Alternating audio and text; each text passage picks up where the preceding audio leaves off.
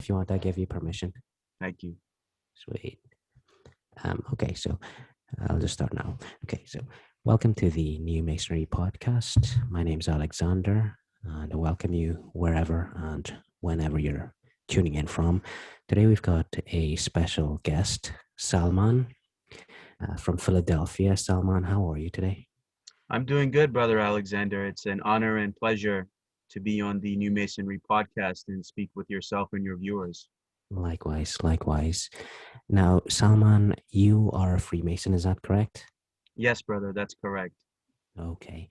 And just for the viewers out there, what rank are you, Salman? So what degree within Freemasonry do you hold?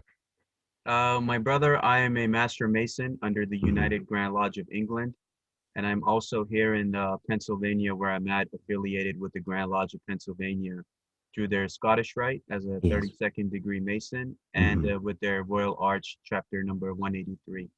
Very good, very good. And just for the benefit of our non-Freemason friends out there, the third degree is actually the highest degree. So you and I both have a third degree, and it basically means we're fully fledged Freemasons. But Yes. there are optional degrees that go all the way up to the infamous 33rd degree, and your 32nd degree. So you're quite high up there now, and you're under the United Grand Lodge of England. Is that correct? Yes, brother, that's correct. I'm with UGLE and I'm also Mm. with Grand Lodge of Pennsylvania here in USA. And all opinions expressed here are my own and do not Sure, represent any Grand Lodge statements. sure. Of course, of course. So before we get into your really interesting story, Salman, when was your first recollection of Freemasonry? When were you first exposed to Freemasonry, Salman? My first exposure to Freemasonry, my brother, was in ninth grade.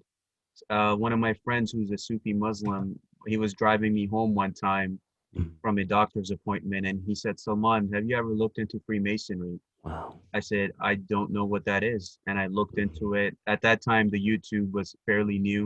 And I Sure. started watching a lot of videos about Freemasonry, Mm. learning about it. And I was so interested because the Masonic values that were portrayed in the videos and what I learned were who I was always as a human being. So I was always a Mason in my heart, Sure. seeing unity between Christians, Muslims, Hmm. different races and religions as one united body, and Sure. how we're basically under the umbrella of the grand architect of the universe. We're all different colors and patterns of that same Mm. umbrella connected in that circle. So as time went on, my I guess Freemasonry had left my mind since I was busy with school, college, and dealing with running a business, life's responsibilities. Sure. And eventually, when I was 23 years old, and that's when I had joined Freemasonry, when a gentleman had walked into my summer job. I Right. saw him with a square and compass hat, and I said, I want to be a Freemason because I Right. knew in order for me to be one, I had to ask one. And he petitioned me to the Grand Lodge of PA, Right. and that was it. That's where my journey started. So you first heard about it when you were, did you say in fifth grade? Ninth grade in high school. Ninth grade. Um, and when did you come to the States? Because you have a really interesting background. When did you actually come over to the States? I came to the U.S. at age Uh, 5. I'm originally from Pakistan, and my father brought us here at when I was yeah. 5 years old for a better life and better opportunity in things. Excellent. I mean, I remember when I first indirectly heard about Freemasonry. Do you remember that Simpsons episode, the Stonecutters episode? Do you Yeah, remember? Did you that's right. that? I mean, me and my brothers as kids, we loved that episode, and that was sort of my first exposure to that kind of, quote unquote secret society. And then I as well as you did, started watching all those conspiracy videos, and my opinion on Freemasonry was actually negative at the start. Until I actually spoke to a Freemason and just sort of took a risk and just just made contact, and the rest is kind of history. Mm. But yeah, like I said, you have a really interesting story, so I'll sort of turn the mic over to you. Can you share with us? Now, you said you joined Freemasonry at 23. Mm. You then had problems, which I want you to share with us. And then you left and came back. So, just in your own time, in your own words, could you share that story with us, please? Yes, my brother. So I had joined Freemasonry at age 23, Yeah. and I was with the Grand Lodge of Pennsylvania. And this is funny, for 32 months, which is like Mm. 2.5 years, Yeah. opposite of 23, 32. It was all meant to play out the way that it was supposed to. Yeah. And I participated. I joined all the side orders. I Sure. participated in my lodge. I Yeah. did whatever it is that is expected of a Freemason, above and beyond what was expected of me. Right. And at that time, I guess most people, seeing me as a Pakistani Muslim, there Yeah. were Yeah. many prejudices and bigotry that I had to deal with, where somebody might call you a brother in lodge, but online on social media, he Sure. might be posting things against Islam. Yeah. So, Now, I mean, without going into, without naming names, can you just go into more detail? Like, what kind of, prejudice did you experience? If you could give us an example without, again, naming any names. yes, of course, of course. And the prejudice is sometimes they would keep you, not allow you to go into certain positions, or Yeah. they would make derogatory comments, like when you're at Hmm. the like having dinner together or in the lodge Sure. together. Yeah. So, I mean, you ignore it a few times, you Hmm. ignore it, okay, he's my brother, you ignore it. And Yeah. then you see the pattern of social media with the Hmm. behavior where somebody calls you brother in lodge, and Sure. But they're giving you negative vibes, making on derogatory Facebook, yeah. comments and posting stuff Hmm. on social media. So Sure. eventually comes a time where the conscience of a Freemason tells you that this goes against Masonic beliefs, and I have to speak up against it, no matter Sure. what happens. And so, did you do that? Did you? I mean, did you speak up against what you were experiencing? This kind of racism. I mean, did you do that? I did. I spoke out against it very much, Mm. and there were few people. There were very few people that supported me, and Yeah. everyone else was quiet. And they called Right. themselves the silent majority. And I called Right. them. I called them out. I said, if you are a Hmm. Freemason cannot be a hypocrite at the same time. You are a man of God, and you have Hmm. to love and respect one another. And if you see something happening, a Freemason is not someone who pulls out his phone and starts recording. He will jump into the action Sure. to Sure. do what's right. And I reminded them of their Hmm. duty, and told them that this is who you are. And Hmm. there and the Grand Master at the time, he had supported me, but he himself was surrounded by a situation where he couldn't Yeah. do much, if you know what I'm saying. Now, again, So just for our non-Masonic viewers, the Grand Master's the highest ranking Freemason in the land. Isn't that correct? yes, that's correct. So he Okay. supported me, and Hmm. he gave me a phone call, and he said, I'm with you all the way. And Right. he told me that ultimately your Masonic Hmm. experience is determined by the lodge that you choose. Sure. And I agreed with him, and and even after I had left from the Grand Lodge of Pennsylvania, I heard How did from, you? Sorry to interrupt you, but how did you actually leave? I had to resign from the lodge that I was a part of. Okay, and so after you did that, I mean, did you leave Freemasonry at that point? I had left it completely in September of 2018. I had left it completely. Wow. So at that point, you were basically no longer a Freemason. No, I was no longer a part of the organization. It was middle of September Uh, 2018 when the lodge had confirmed my resignation. right, right. And talk us through the period between you leaving Freemasonry and you joining up again. Can you share that with us? Yes, definitely. So one thing I loved about Freemasonry is the Hmm. realization that I got from it, which is order out of chaos. Sure, And sure. sometimes you have to fall down in order to get back up. Yeah. And when I had left the Hmm. Brotherhood at that time, my waist was 43. I was 300 pounds. I had so much credit card debt. I didn't have a job. And I'm Hmm. like, you know what? I need to focus on myself, because these people Sure. didn't help me at all, even with Yeah. all the time and dedication that I put in to try to help them. Sure. So I took the Grand Master's advice, who Hmm. also kept up the good fight on his own end after my departure. Hmm. And I've started focusing on my health, my finances, clearing my Sure. debt, getting Good my man. getting my state back in order mentally and Yes. physically. And Sure. Sure. then there were brothers from UGLE that had reached out to me, who knew about my story, Wow. and with also protecting their identity Did is they now UGLE, that's the Grand Lodge of England? Did they contact you from England? yes, they had reached out to Wow. me from England Mm, on my WhatsApp because right. I had written two articles after I had left, and the articles Sure. had I believe they had went viral Yeah, I because actually, yeah, I mean, I remember those articles before I yeah. even knew you, Salman. Yeah. I wrote one Uh, article when I left, and then I wrote sure. another article when I came Uh, back. So one was about departure and one was about return. so So you left Freemasonry. These Freemasons in England, from the Grand Lodge of England, they got in touch with you. mm, Did they invite you to come back into Freemasonry, or how did it happen? they the way that they kind of touched my heart because Hmm. sometimes you think, my brother, that in this journey that you're alone, people have turned their backs on you and they have True. abandoned you. But Yeah. that's really not true. They're always Mhm. looking out for you and loving you and protecting you. Maybe at that time I was young and naive compared to how I am now. And I was able to see the truth in many ways. And they reached out to Sure. me. They said, "We don't want to lose a good man like you." Of course. And they sent me a petition for United Grand Lodge of England. Mhm. I was touched by them. I filled it out. I sent it back. And then Excellent. September of next year, which is Yes. funny, September 2018, I had left. And Yes. September 2019, I was at a meeting in London, Wow.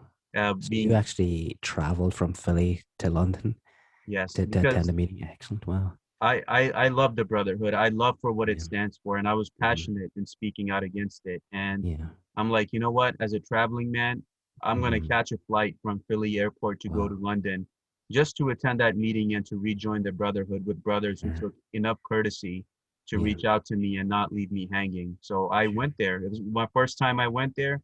I had never been to London before, Wow. but Right. I just took a flight as I went there and I'm like, you know what? This is it. And I Hmm. and rest is history after that, where my brothers from London continue to Hmm. support me in my Wow. endeavors in my Masonic education Hmm. and other things that I'm doing. Good job. I mean, the United Grand Lodge of England, I think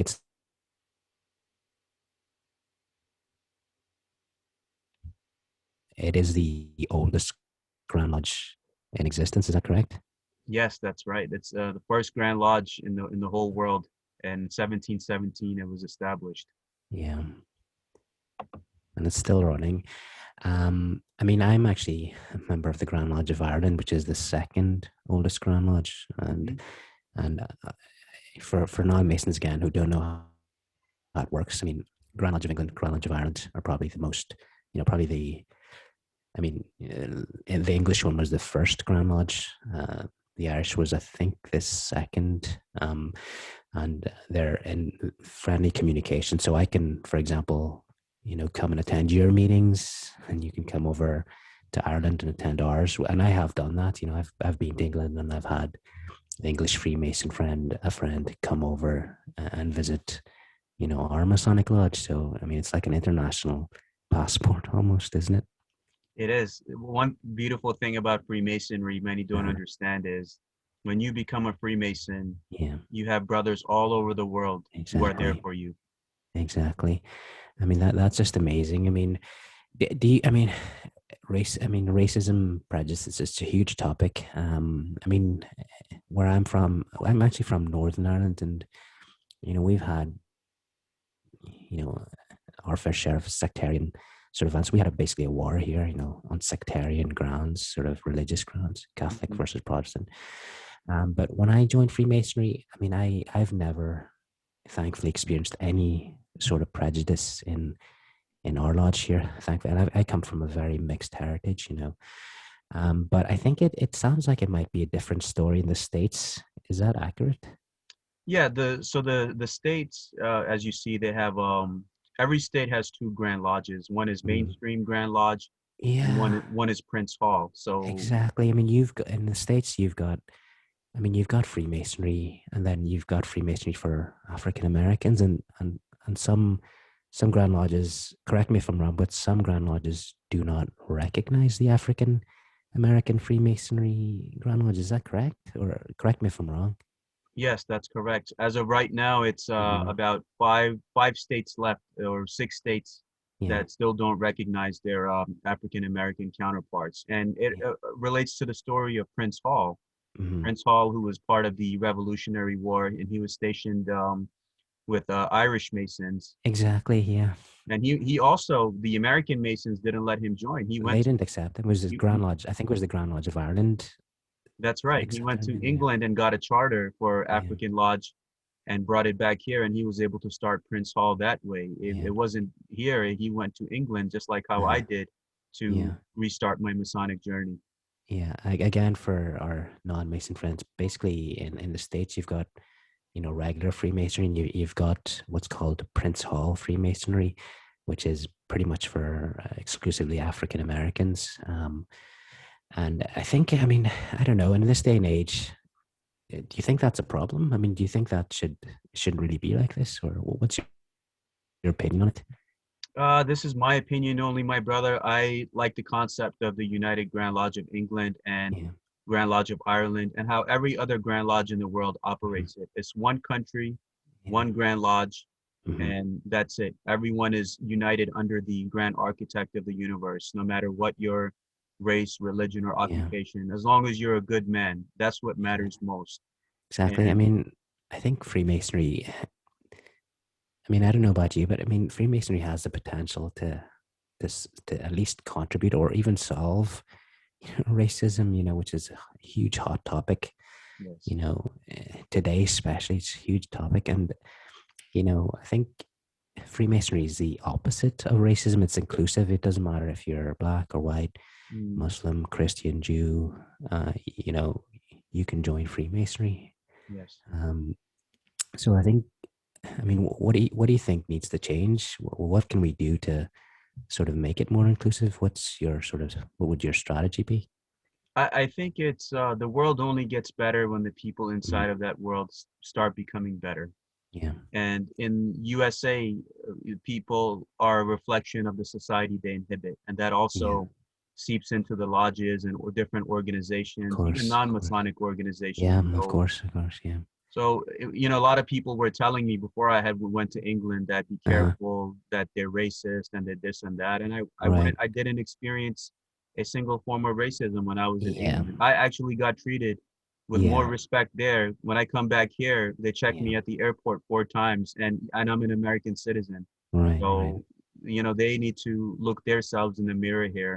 Hmm. And I went to Britain and I got treated much more respectfully. Yeah, that's the thing. I mean, you know, and the funny thing is, you are actually, I mean, you're a Muslim as well. Is that correct? Right. Um, I mean, it might be odd for people to hear because, I mean, I think Freemasonry is actually banned in some Islamic country. Well, quite a few Islamic countries, I'm sure it's banned. And I think I mean, I have a lot of Muslim friends. I mean, I think there's your call to prayer. I think I have a lot of Muslim friends, and they would see Freemasonry as completely incompatible with being a Muslim. I mean, how do you, Salman, reconcile, those two, Islam, being a Muslim and being a Freemason? Is there a conflict? No, not at all, because when I looked at Uh-huh. Masonic teachings and Islamic Sufi teachings, I Hmm. looked at the history when the Knights Hmm. Templars were in the Holy Land, Sure. and I looked at some of the lodges they were studying in, because in Sufi Islam, the Hmm. places where they study are also called lodges. Right. Is that right? And outside of the lodges, they would have the number 787, which is equivalent to Bismillah ar-Rahman ar-Rahim, in the name Okay. of God, beneficent and merciful. And Right. That's our 787 Arabic. in Arabic is the Mm. square and the compass. Okay. So Okay. I was thinking, now you have the Kaaba, which is the perfect ashlar stone. Hmm. You have brothers at the Kaaba who go to the east. They travel to the east. They're wearing the white ihram, and Yeah. it's equivalent to the innocence of the lambskin of a master Hmm. mason apron. So I'm thinking all of this stuff, whatever I Yeah. saw in Islam is I Freemasonry basically for me was Hmm. Islam for people in the West, from like Wow. my opinion Yeah. and thoughts and interpretation from what I saw. Yeah. I mean, I think people don't know this, but I mean, when you're obviously we can't talk about, can't talk about the secrets and the craft and so on, but Yeah. when you're being initiated, you sort of take an oath on a holy book, and people don't know this, but you can actually take your oath on the Bible, the Quran, or whatever book that you deem as holy. I know that there are some, especially probably in the States, there's a bit of prejudice around that, and sort of almost I've heard where people were sort of, restricted to taking their oath on the Christian Bible, for example. But I mean, people don't know that you can actually take it on the Quran or the, Hindu text, whatever text you want. I mean, I took mine on, Hebrew Psalms, for example. Mhm. People don't get that, Freemasonry has this huge, huge, potential to unite. Absolutely. And the beauty is that Freemasonry, basically, to sum it up for the public, is Yeah. a path of God, by God, Hmm. and for God, for you to become better with yourself and Yeah. be better with your family, with your neighbors, with your loved ones, Yeah. and just be a good human being. And as for the states, there are right now in the post 2020 world, we Sure. are seeing improvements where Muslim Good. brothers are being Hmm. welcomed. And Yeah. I guess through my efforts and through the efforts of others, people are Yeah. now taking the effort to fix things and Yeah. actually practice true Masonic values. Exactly. I mean, you actually wrote a book. So I definitely want us to plug that. I mean, what's the title of your book that you wrote about this topic? So the book that I recently published Mm-hmm. was the Spiritual Reflections of the Sufi Freemason, Volume 1, Mm-hmm. which Yeah. can be found on Amazon in paperback and ebook format. And in that Excellent. book, I talk about Islamic principles and Masonic Mm-hmm. principles. It's basically a journal. I've collected all of these events and I put it together Sure. in one book on Uh-huh. how Masonic and Islamic values have helped Mm-hmm. me interpret different situations in my life. So it's basically most Masonic books are historical, and they're Yeah. like others are like Is this book basically your experience as a Freemason and a Muslim? Is that what this book is? yes, basically. And with the Excellent. different journal Yeah. entries that I have in there, it Yeah. basically helps me interpret the world in a different way with the Wow. Masonic and Islamic values. Okay. So for anyone listening, go check it out on Amazon. What I'll do is I'll put a link below to your book. Is that okay, Salman? Yes, thank you, brother. I Excellent. appreciate it. No, no, it's been great having you here, and so I think that's us. Hopefully, we'll have you again soon. But I wanted us to end on a bit of a lighthearted note, Salman, because you mentioned that you had come to England and you're an English Freemason, basically.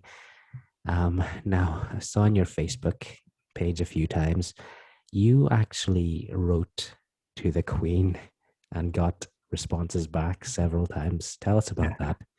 Yeah, so I started writing to the Queen of England I believe it was 2018.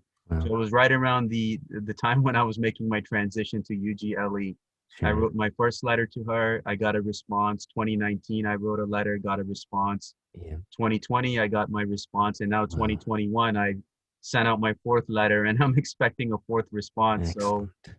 the beauty of Freemasonry is that Hmm. it's always good to reach out and help others and be kind. Sure. And I know that this brotherhood, no Uh-huh. matter what race or religion you are, we're all Yeah. brothers and sisters, helping each Exactly. other find understanding and clarity on Hmm. what's our purpose and why we are here. Exactly. I mean, I think just on that note of royalty, I think the Grand Master of English Freemasonry is the Duke of Kent. I think that's Queen's cousin. He's the Yeah, highest ranking Freemason in the most prestigious Grand Lodge in the world, essentially. But that's really interesting. Um, well, I think we'll bring it to a close here tonight. And will you come back again for another podcast sometime, Salman? Big Uncle Sal. yeah, definitely. Uncle Sal loves you, and we come back for any time you need me. Good man, good man. Okay, so wherever and whenever you are tuning in from, have a great rest of your night, and we'll talk to you soon. Okay, Salman, that's us. I'll cut out all this. That was good.